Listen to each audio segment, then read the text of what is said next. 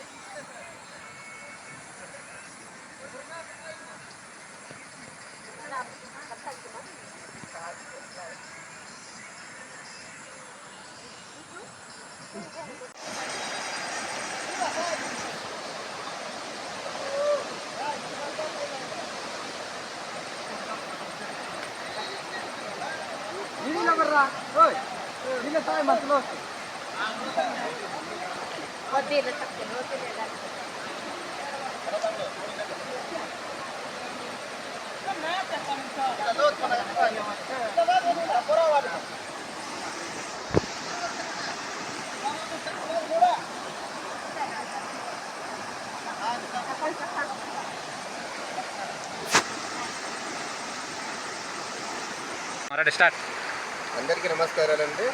మాది రంపచోడవరం మండలం ఆకూరు పంచాయతీ ఆకూరు గ్రామం అండి. ఆకూరు గ్రామంలోనే 2 వీధులు ఉంటాయండి. 2 వీధులు అయితే ఒకటి కాలువ అవతల గొర్రె వీధి అని, అందులో ఒక 20 ఇళ్ళు ఉంటాయండి. ఈ 20 ఇళ్ళు ఉన్న మా వీధికి చుట్టుపక్కల కాలువనండి. చుట్టుపక్కల కాలువ అయితే అసలు అవతల వీధికి దేనికన్నా దాటాలన్నా నిత్యావసర వస్తువులు తెచ్చుకుందామని చాలా ఇబ్బందిగా ఉందండి.